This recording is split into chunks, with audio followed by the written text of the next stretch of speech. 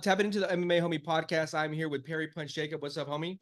What up, homie? So we're diving deep into the welterweight division and looking at some of these fighters that are ranked that aren't even in the top 15 rankings. We're going to share with you some of these upcoming fights to end 2024, kind of give you our opinions. Right now, this is what I posted, and we just kind of said it. It's number 16, Carlos Prates. Number 17, Randy Brown. Number 18, Gabriel Bonfim. Number 19, Bryan Battle. Number 20, Rinat. Honorable mentions, Mike Malott, Chaos Williams, Themba, who just won, and Nick Dalby.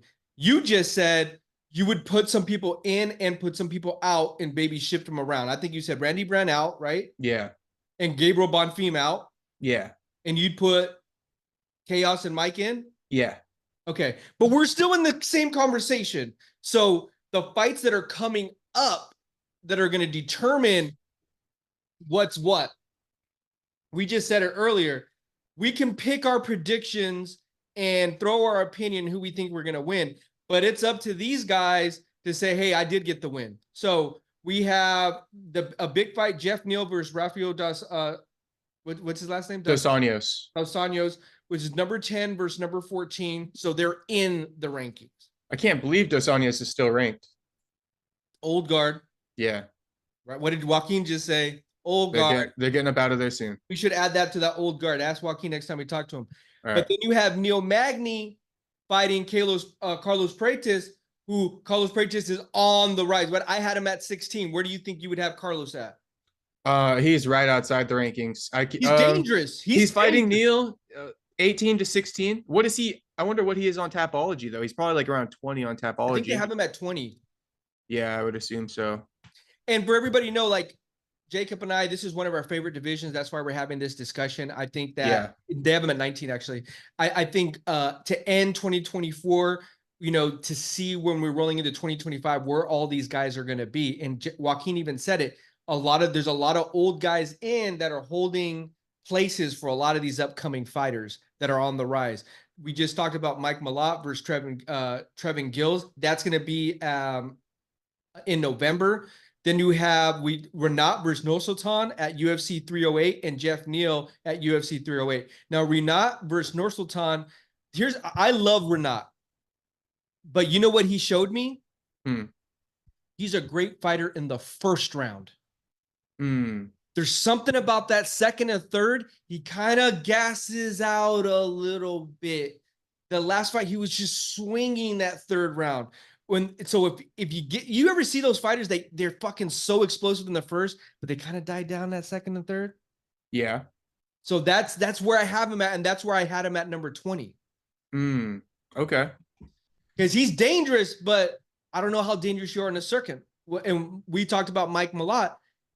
Yeah, super impressive the first. He would have, if we would have gave it to him versus Neil Magny, but he had that third round that he got caught. Yeah. I mean, Rinat might be cutting a little bit too much weight or something because he looks pretty big for the division. That might be why he's getting tired. Nursoltun also coming down from 185. You got to battle the weight bullies. You got to battle the weight bullies here. Yeah, these are big guys. And that's why I actually like this matchup to say, okay, the person that wins deserves to be in that top 20. The person that loses, all these guys, the person that loses, get your ass back. 25. Yeah. Hey. It's a tough division, that's why. It is. So like I said, there's going to be talented guys who could easily belong there, but with the talent level of how stacked it is, there's a few that are going to be out. So I can see it. Yeah, and then we have Song versus Muslim. That's November 23rd. Muslim, I think, is ranked right now 23 in Tapology. He's an up-and-comer. Remember that name. Then you have Shavkat versus Bilal, December 7th. On that fight, Randy Brown versus Bryan Battle. Correct. So we're talking about 1, 2, 3, 4, 5, 6, 7 fights in the next 3 months to really tell us where this 16 to 20 is going to be at. So I'll make my predictions. Carlos Prates. That Randy Brown, Bryan Battle, I don't know. You love Randy Brown. But I like Bryan Battle too, though. Yeah. Like Bryan Battle, like that's like he feels like he's the homie. You feel me? Like, that's a hard one. But okay, but let's pull it up, right? Let's pull it up so that I'm not the one talking shit here, right? Because I got a thought in my mind right now that I want to say. but I don't want to say it without any proof. So let me pull up the numbers so that while you pull that, I'm taking Carlos Prates to beat Magny to get him into the top 15. I'm actually gonna go Nursoltun over Rinat, and I like Rinat.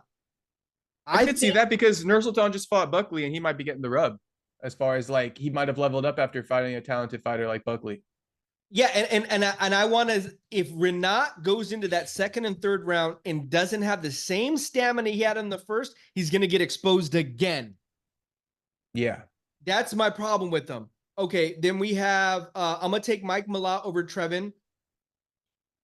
Although I will say, because at first thought, I want to say, I'm just giving you a quick thought.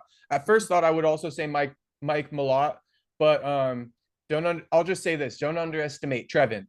Ooh, that's why it's a dogfight, right? Yeah, don't underestimate Trevin. Whoever wins this one, deserves to be in the top 20. Deserves it. That's a tough fight, low key. Yeah, right. I'm taking Mike though. I think I feel like Giles is a cop. Huh? I think Giles is a cop. Is he? Yeah, I think so. Hey, don't lock my ass up. Go get Mike Perry. I know, right? I'm taking Shavkat all day. I mean, sorry, that's another prediction episode. But I'm taking Shavkat, and then the Randy Brown Bryan Battle, and then I think Dalby has a fight too set up. I think I missed that. Okay, I could look it up real quick, but before I look that up, I was just gonna say my point about Randy Brown. He's got 5 losses, right? Okay. And he won his last one decisively. Right, over Elizeu Zaleski. So, he's actually on a 3-fight winning streak right now. Yeah. After his loss to Jack Della, right? Yeah. He beat Wellington Turman. Was that a decision too? A decision over Wellington. No, straight over ADM. The JDM fight. JDM, he got choked out first round. Okay. That was disappointing when I watched that. Okay. Oh, but Randy also got a win over Chaos. So Randy's got some good wins. Let me just lay this out though. Randy he's got 5 losses, 2 sub, 2 KO, 1 decision loss. So with the sub and the KO, he has the ability for his opponents to get him out of there early. And with a guy like Battle, that is a finisher. Let's go to Battle real quick. 10-5, or sorry, 11-2. Okay, well, let's say this. This is going to be Bryan Battle's biggest test, where this isn't Randy Brown's per se biggest test. He's seen some dogs. Yeah. Also, Battle lost to Rinat unanimously. But that was like a few years back too. So 2 years ago. Give him that, I think someone mentioned that to me too, and I was like, yeah, but 2 years ago, a lot can happen in 2 years. He's looking sharp and clean. I think if we were to look at the tape now from then to now, like, ooh, Bryan looks sharp. Yeah, he's a killer. I'll finalize the point with okay. So how does Randy lose? Right, 5 losses, 4 are by finish. How does Battle win? Out of 6 victories in the UFC, 5 are finishes. Finishes. So you got a guy who in Battle who finishes to get his victories. You got a guy in Randy who seems to get finished in his losses. How many out of the wins? How many were decisions for Randy? Randy, good question. I think he has more decisions. Okay. Randy has 7 decision wins in the UFC, 3 knockouts, 3 subs. So clearly he's favoring the decision victories. But it's still like the subs and knockouts. I mean, that's still a good ratio, though. If I were to say, if you would have told me 90% decisions, 10%, finishes, I'm like, all right. But I mean, it's 50-50, and not everybody's going to be a finish like that. Contrast. Let's bring in a guy like Buckley, who we know is exciting without even looking up his record. Let's look at him up real quick. Okay. 7 knockouts in the UFC, 3 decision victories. So he's above the ratio of knockout versus decision with Randy Brown, just a little bit more exciting. So something for all of us to keep in mind. Even the Carlos Prates, I think his last 3 fights all finishes. Correct. That's why he's on such a rise. And Neil Magny, I mean, we all know Neil Magny is kind of like that gatekeeper. So I think he might just walk through him, and just get to say, hey, I need to solidify. Carlos Prates and Renato, they remind me of the same fight pattern, like style. Oh, Carlos and Rinat? Yeah. Interesting. Renato. Yeah, Moichisano. Easy money. Yeah. Easy money. They're both Brazilian, I believe. They may know each other. We don't even know it.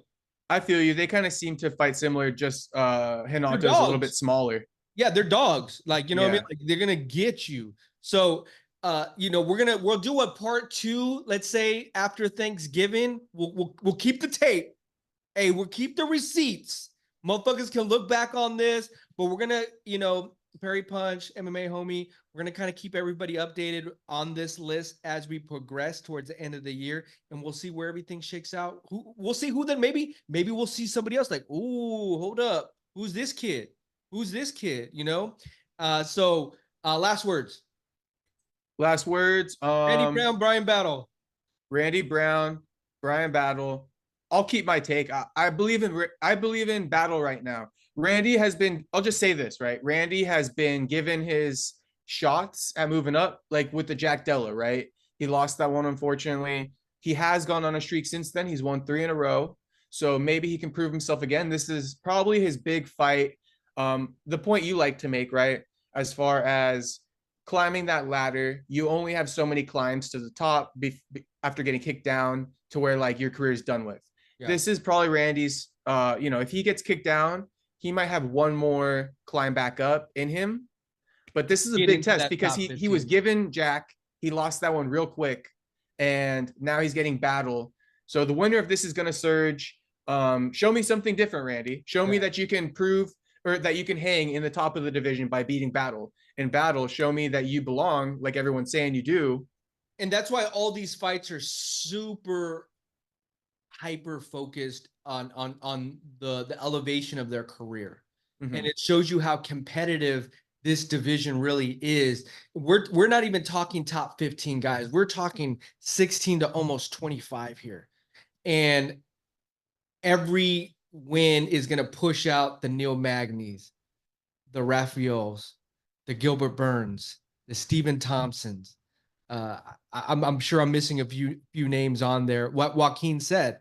I could name them all to you right now. I don't mind doing it. It's the old guard versus the new. I mean, Kamaru Usman. Kamaru Usman? Where are we doing? What are we doing here?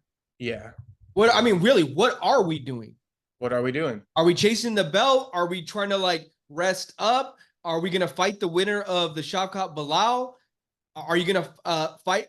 And then the Leon Edwards too. Haven't heard anything from him. And I think he deserves some time off, but we haven't heard anything.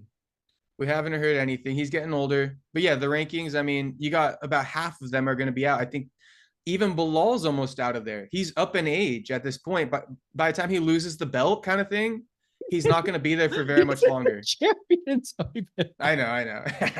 But it's the same thing, right? With Alex Pereira. Hey, Bilal just said about Alex is your fucking shit too. Now he's not coming on. Yeah, Bilal ain't gonna. I tried to even get Bilal's coach on. He fucking said he would, and then he didn't. Oh, so shout out you, Anthony Taylor. Shout out Anthony Taylor. It's all good. I fuck with Bilal. Yeah, I fuck hit with the button. I was just saying though, like Bilal, same thing as an Alex Pereira. Although they're champion, in a year or 2 years, they're not going to be in the conversation anymore. Yeah. So just because they're old, they're going to end up retiring. So even a Leon Edwards, now that he lost the belt, how much longer is he going to really be in the conversation? Yeah, I mean, and I think that's why I enjoy this conversation, because what we're really forecasting to all the homies out there and to all the Parry Punchers out there, the next 12 to 24 months of guys to keep your eye on, the guys that are going to be in this conversation trying to chase the belt as well. Right. The next Dean Gary, the next Shavkat, the next, JDM. So that's why I love this conversation, because in 3 to 6 months, you and I could be like, yeah. Hey, we got to add him to the list. That motherfucker's going to be dangerous. Someone maybe on the Dana White Contender Series. Right. There was a guy yesterday that was looking like, I was like, okay, I see you. But hey, stay tuned. Shout out to everybody fucking with us. We out.